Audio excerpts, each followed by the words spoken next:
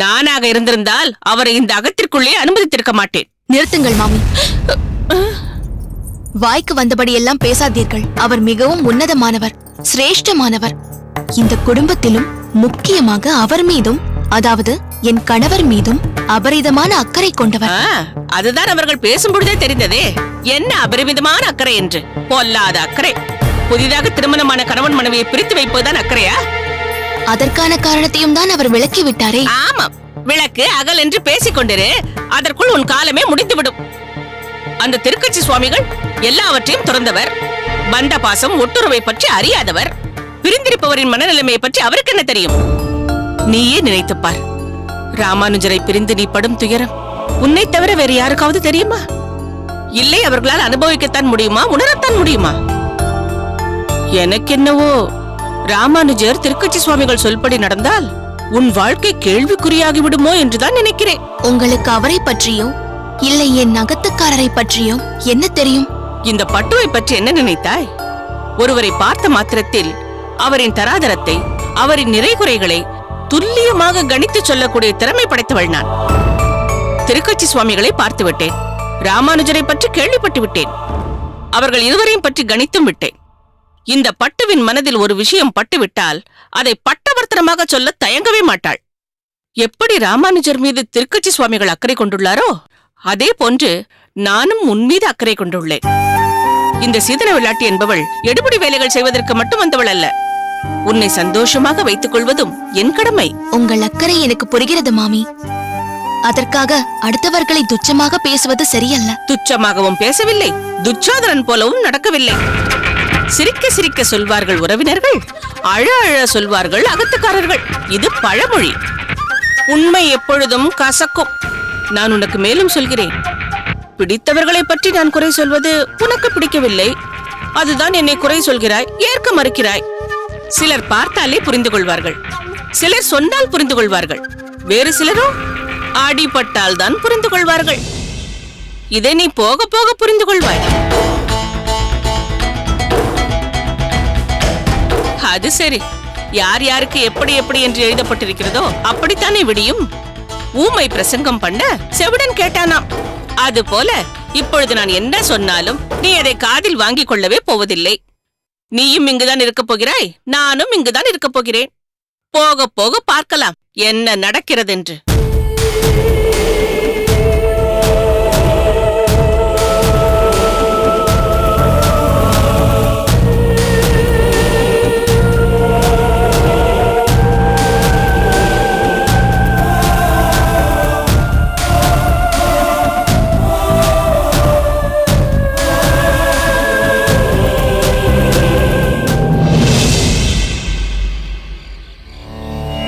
ஆனிரை மேய்க்க நீ போதி அருமருந்தாவதறியாய், கானகமெல்லாம் திரிந்து உன் கரிய திருமேனி வாட, பானையில் பாலை பருகி பற்றாதாரெல்லாம் சிரிப்ப, தேனிலிய பிராணே செண்பகப் பூச்சூட்டவாராய்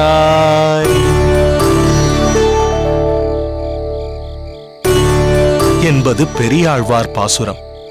இது கண்ணன் பானையில் உள்ள கறந்த பச்சைப்பாலை பருகினான் என்று உகவாதவர்கள் பரிகசித்து சொல்லும்படி இருந்தாலும், நீ தேனை காட்டிலும் இனியவன், உன்னுடைய அருமையை நீ அறியாமல் இருக்கிறாய்.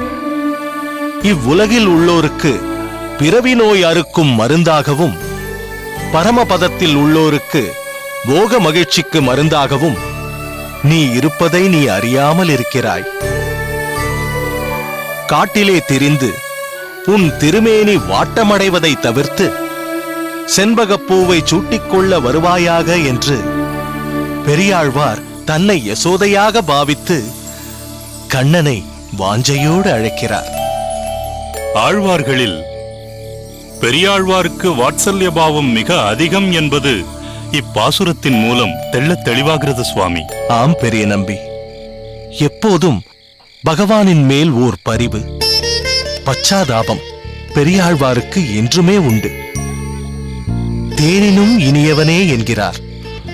பகவானின் இனிமைக்கு ஒப்புமை என்று எதையும் குறிப்பிட முடியாது என்றாலும் நம் அனுபவத்தில் தேன் மிகவும் இனிமையாயிருப்பதால் ஒரு பேச்சிற்காக தேனை எடுத்துக் கொண்டுள்ளார் பெரியாழ்வார். மேலும் பிறவி நோய்க்கு அருமருந்தாவான கண்ணன் என்று சொல்லாமல் சொல்லும் வண்ணம் அருமருந்து என்று சொல்லி அதை நீ அறியமாட்டாய் என்று சிறு பாலகனாகவே கண்ணனை எண்ணி தாயுள்ளத்தோடு பாடுகிறார்.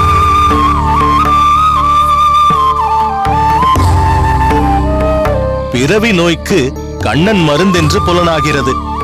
அதுபோல் உடலுக்கு அருமருந்து இந்த நெல்லிக்கனி. கண்ணன்தான் நமக்கு எல்லாம் என்று உள்ளங்கை நெல்லிக்கனி போல நமக்கு அடையாளம் காட்டுகிறார் பெரியாழ்வார். கண்ணனைப் போலவே அதி அற்புதமான இந்த நெல்லிக்கனியும் சிறந்த மருத்துவ குணமுடையது. ஆமாம் மலராண்டான், இந்த நெல்லிக்கனி நீ ஊரிலிருந்து கொண்டு வந்ததா? முன்பு உட்கொண்டதை விட சுவை இனிமை கூடுதலாக இருந்ததே.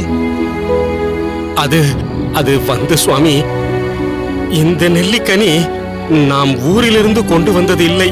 அப்படியா? கையிருப்பு இருக்கும்போது இதை ஏன் பறித்து வந்தாய்? சுவாமி, ஊரிலிருந்து கொண்டு வந்த நெல்லிக்கனிகளை திருமாலிருஞ்சோலையிலேயே ஞாபக மறதியாய் வைத்துவிட்டு வந்து விட்டேன் சுவாமி. ஓ, அதுதானா விஷயம்? சரி, இதை எங்கிருந்து பறித்து வந்தாய்? மரம் அருகில்தானே இருக்கிறது. ஊருக்குச் செல்வதற்கு முன்பாக இன்னும் கொஞ்சம் பறித்துக் கொண்டு வருகிறாய்.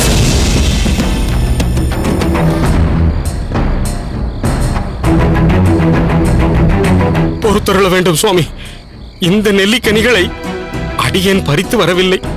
பிறகு அடியேன் நெல்லிக்கனிகளை தேடி அலைந்த போது ஓரிடத்தில் இலையின் மீது இந்த நெல்லிக்கனிகள் வைக்கப்பட்டிருந்தது. ஆபத்திற்கு பாவமில்லையே என்று அடியேன் எடுத்து வந்து விட்டேன் சுவாமி. மலராண்டான், இதை அடியேனிடம் நீ ஏன் தெரிவிக்கவில்லை? தாங்களும் அடியேனை பொறுத்தருள வேண்டும் சுவாமி. நம் ஆச்சாரியருக்கு மருந்தாக நெல்லிக்கனிகளை அவசியம் கொடுத்தாக வேண்டும் என்று வலியுறுத்தி கூறினீர்கள். அடியேனும் பல இடங்களில் தேடியும் நெல்லிக்கனி கிடைக்கவில்லை சுவாமி. வேண்டுமானால் மாறநேர் நம்பியையும் கேட்டு பாருங்கள். வெகு நேரமாக கிடைக்காத போதுதான் இந்த நெல்லிக்கனிகளை அடியேன் கண்டேன். யாரோ பறித்து வைத்திருந்தார்கள். அருகிலோ யாரையுமே காணோம். விரைந்து திரும்பி வந்து அடியேன் பொங்கல் வேறு தணிக்கை செய்ய வேண்டும் என்பதால் இவற்றை எடுத்து வந்து விட்டேன். மன்னிக்க வேண்டும் சுவாமி. அடியேனின் பொருட்டு யாரோ எதற்காகவோ வைத்திருந்ததை எடுத்து வந்திருக்கிறார். அதாவது பறித்தவரின் அனுமதி இல்லாமல் இதை இங்கு கொண்டு வந்திருக்கிறாய். அதுவும் குற்றச் செயலே. இனிமையாக இந்நெல்லிக்கனி இருந்தாலும் பறித்தவர் அனுமதியின்றி கொண்டு வந்ததால் இது களங்கமுடையதாய் ஆயிற்று. ஆகவே இந்நெல்லிக்கனியை அடியேன் ஏற்க முடியாது.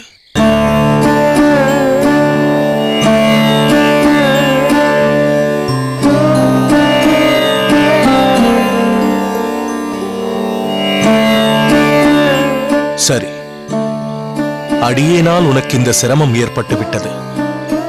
எனக்காக நீ மிகவும் கஷ்டப்பட்டு பல இடங்களில் தேடி இருக்கிறாய் பாவம். சரி, நாம் நாளை விடியற் காலையிலேயே நம் ஸ்ரீரங்கம் நோக்கி புறப்பட்டு விடலாம்.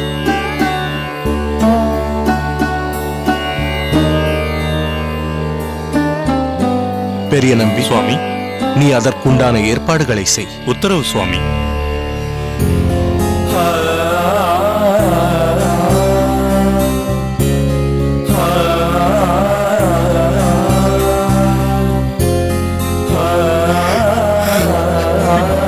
சுவாமி, அடியேனையும் பொறுத்தருள வேண்டும். மலராண்டான், ஆசுவாசப்படுத்திக் கொள். ஆச்சாரியருக்கு தேவையான ஒரு வஸ்துவை எப்படியும் கொண்டு வர வேண்டும் என்ற உந்துதல் உன்னை அப்படி செய்ய வைத்திருக்கிறது. ஆனால் ஆச்சாரியர் அதை ஏற்க மறுத்து விட்டாரே.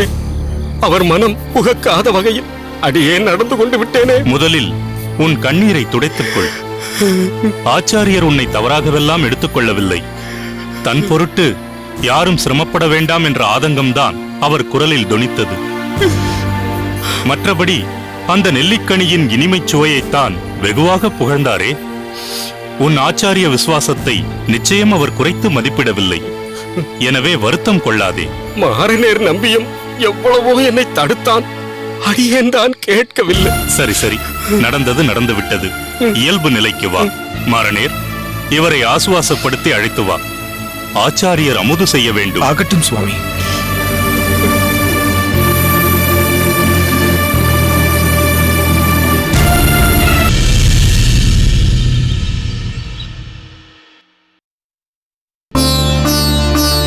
மாணவர்களே, இதுவரை சில சூத்திரங்களின் விளக்கங்களை பார்த்தோம் அல்லவா?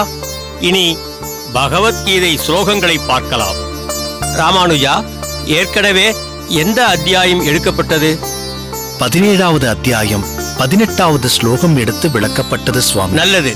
சரி, இப்போது நாம் கற்று உணர வேண்டியது அதற்கு அடுத்த 19வது ஸ்லோகமான மூடகிராகே நாத்மனோ என்று தொடங்கும் ஸ்லோகத்தில் அறிவற்ற முறையில் செய்யப்படும் தவங்களும் விரதங்களும் தமோகுணத்தில் இருப்பவையாக கருதப்படுகின்றன.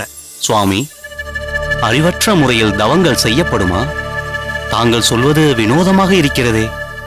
தவம் செய்பவர்கள் தகுந்த முறையில் தகுந்த குரு உபதேசப்படி செய்வதில்லையா? தகுந்த குரு உபதேசித்தபடிதான் தவம் இயற்றவே ஆரம்பிப்பார்கள்.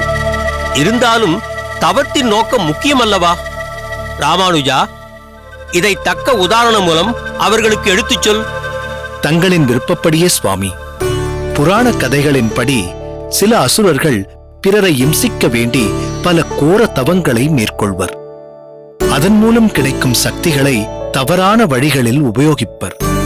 இதைத்தான் தாமச குணத்தில், அதாவது அறியாமை குணத்தில் இருப்பதாக கண்ணன் குறிப்பிடுகிறார்.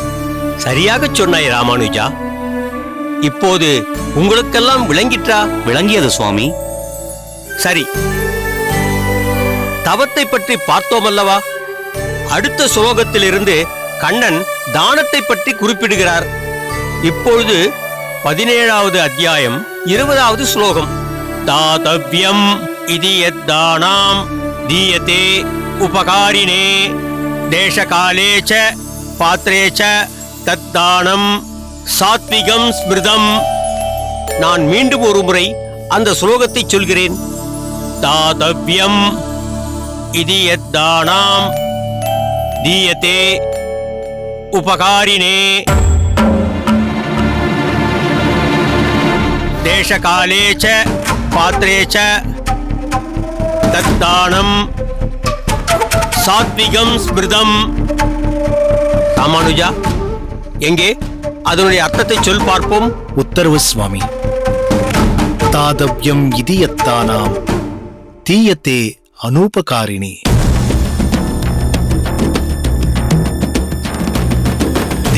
நிறுத்து. என்ன ராமானுஜா, நான் சொன்னதை நீ சரியாக கவனிக்கவில்லையா? தீயத்தே உபகாரினே என்று நான் சொன்னேன். நீ எப்படி உச்சரித்தாய்? அடியேன் தீயத்தே அனூபகாரிணே என்று உச்சரித்தேன் சுவாமி. இல்லை, உபகாரினே என்று தான் உச்சரிக்க வேண்டும். அதுதான் சரி. உபகாரிணே என்றால் தவறாகிவிடுமே சுவாமி. அனூபகாரிணே என்பதுதான் சரியான பிரயோகம். அதனால்தான் அப்படி உச்சரித்தேன் சுவாமி. என்ன ராமானுஜா, எனக்கே உபதேசிக்கிறாயா? நான் கூறுவதுதான் சரி. நான் சொல்லியபடி அந்த வரியை திரும்பச் சொல்.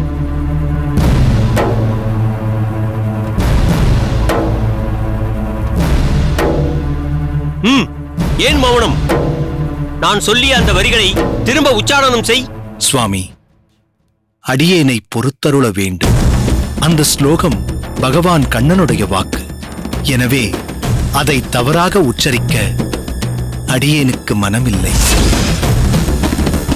அப்படி உச்சரித்தால் அது அர்த்தமும் மாறிப்போகும். அது இன்னும் அபச்சாரமாக போய்விடும் சுவாமி. ஓ, அர்த்தமும் தவறாகி விடுமா? அப்படி என்ன நான் தவறாக அர்த்தம் செய்து விட்டேன்? நீ என்ன சரியாக அர்த்தம் செய்து விட்டாய்? தானம் செய்வதை கடமையாக கருதி பிரதியுபகாரம் எதிர்பார்க்காமல் இடம், காலம் இவற்றை கருத்தில் கொண்டு தகுதியான ஒருவருக்கு தானம் செய்தால் அதுவே சாத்விக தானம் என்று சொல்லப்படும். அதைத்தான் அனுபகாரிணே என்று உச்சரித்தேன். தாங்கள் உச்சரித்தபடி உபகாரிணே என்று சொன்னால் ஒருவர் தானம் செய்யும் போது பிரதி உபகாரம் எதிர்பார்த்து செய்யும் தானம் என்று பொருளாகிவிடும் சுவாமி. அப்படி செய்தால் அது சாத்வீக தானமாக இருக்காது. மேலும் தாங்கள் உச்சரித்த வாக்கியத்தின்படி உள்ள கருத்தைத்தான் பகவான் அடுத்த ஸ்லோகத்தில் ராஜச தானமாக தெரிவிக்கிறார். நீ சொல்வது என்னால் ஏற்றுக்கொள்ளவே முடியாது. உபகாரினே என்று நான் உச்சரித்ததுதான் சரி. ஏற்க மறுத்தால் இங்கிருந்து உடனே சென்று விடு.